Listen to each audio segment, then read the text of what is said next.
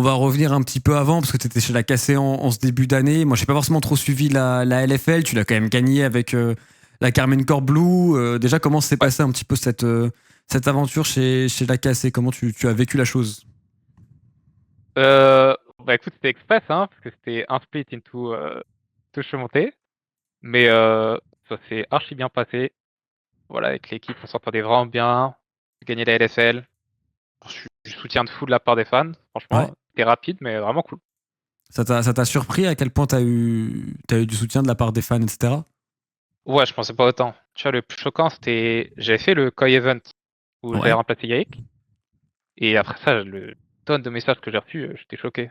C'est pas que c'était autant, vraiment. C'est quoi? C'est les messages juste sur Twitter en Les global ou c'est DM les DM et tout? Twitter, ouais, c'est ça. Les DM, les messages en global, le tout, en vrai, tu vois. Genre, tu te fais spam de partout de positif.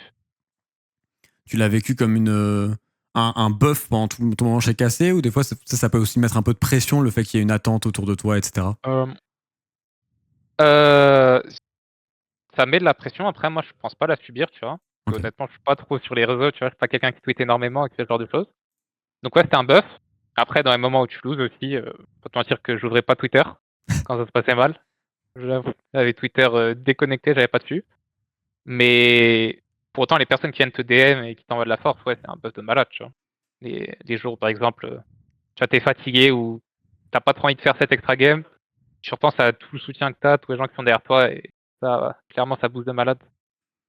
Ouais, je pense que t'as raison. Et c'est vrai que t'es pas forcément le plus sur les RS ou de. Ouais. Je te vois pas forcément tout le temps tweeter, ou voire quasiment pas en vrai de vrai. Je sais même pas si je t'ai Ouais, vu non, tweeter. je fais un peu les tweets obligatoires, tu vois. Ouais. Mais c'est parce que je veux vraiment focus sur mon équipe. C'est, tu vois, même le stream, pareil. En général, je stream que en off-season.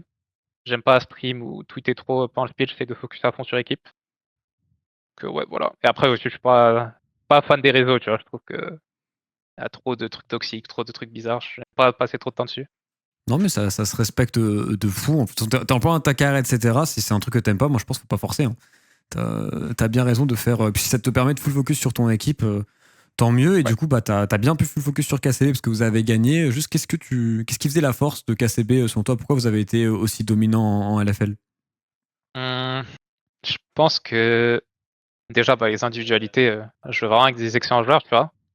Genre ma botlane, je pense que c'était la meilleure. Mainter, bah, c'est Mainter, hein.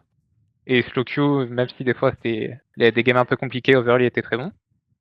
Mais je pense surtout qu'on était tous beaucoup travailleurs, très motivés, tu vois. C'est-à-dire que ce soit pour faire les night blocks, les morning blocks, on était toujours up, pour faire des extra reviews, etc.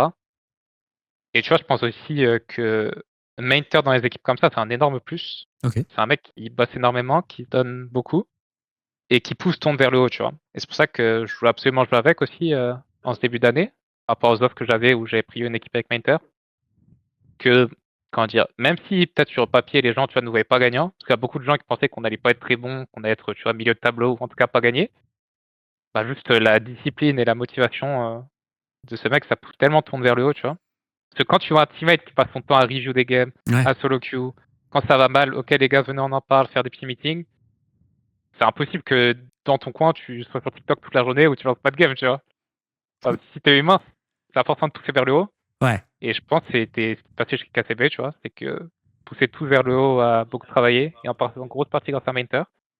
Ça fait qu'on a bien pu scale, et malgré un début compliqué, on a fini par être bon et gagner.